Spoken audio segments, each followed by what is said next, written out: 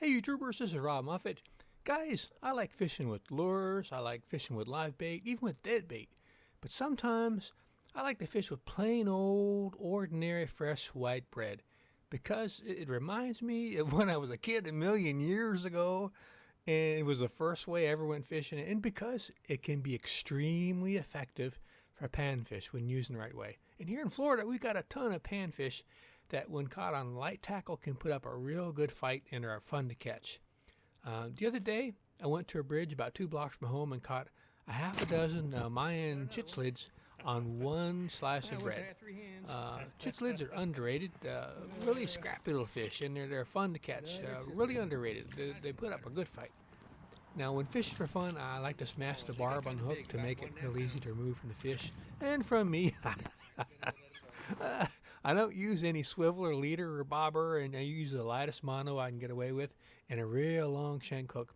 And I don't ball up the bread. Now, my bread fishing secret is I use very fresh white bread and pinch on a small part of the bread to the hook and leave the rest nice and fluffy. Now, this makes the bread baited this way sink real slow in a perfectly natural manner, which is what makes bread such a deadly bait for fishing. Now, you have a normal bread ball or a dough ball, it's going to sink too fast, and it's not going to create that much interest to the fish. Sometimes I add a little homemade fish attractant to the bread. I've got a video showing how I make my fish attractant. If you want to look at it, I'll put a link down below. But the advantage of bread fishing, if you never did any, first of all, it works. It's highly effective under the right conditions. Number two, it's cheap.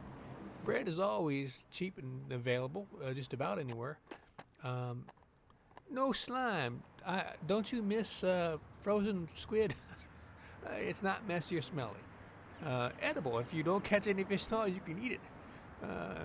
Salt water, you can use it in salt water too. I've done over the little reefs here off of Fort Lauderdale, anchored out there in shallow water and caught some grits or grunts. It's surprising you can catch saltwater fish with bread, but use it almost exclusively in fresh water though. Next one, bread fishing. Because it's sinking from the top to the bottom, you catch fish at all levels.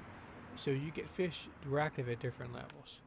Next one, it's a very good way to catch fish visually because the bread is white, you can see it in the water, so sometimes you watch the fish hit it, which is really cool.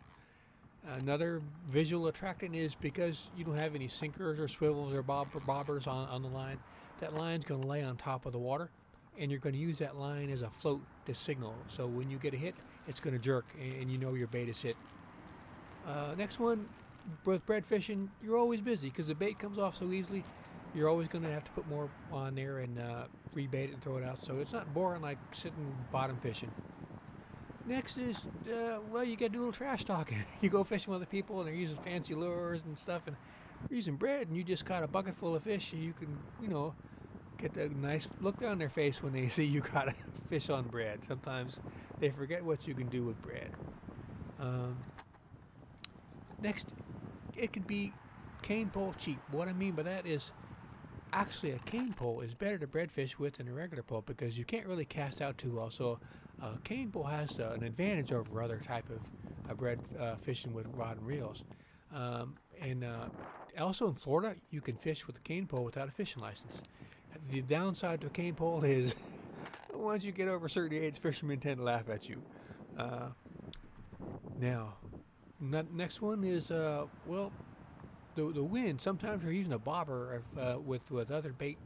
When you have the bobber and the wind is out there, it blows your bobber away and it moves your stuff too quick, and it brings it back to shore. Where with just throwing out there with the line on top of the water, it doesn't get affected by the wind quite as much.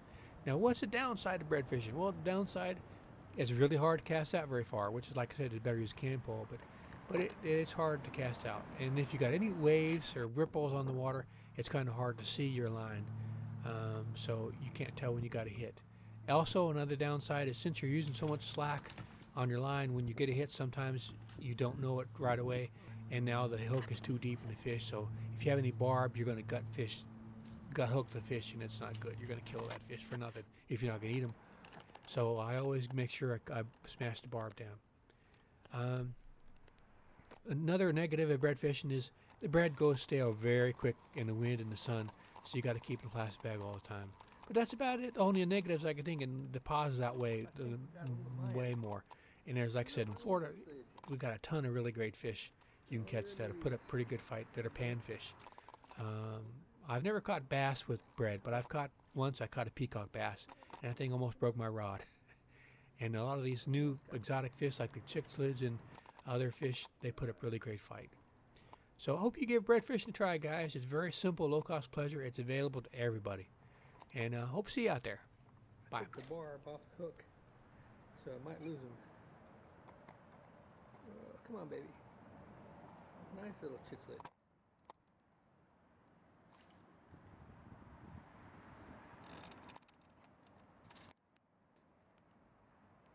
There we go.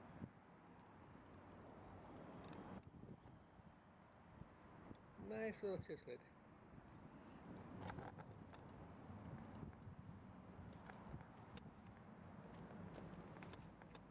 Don't fall in.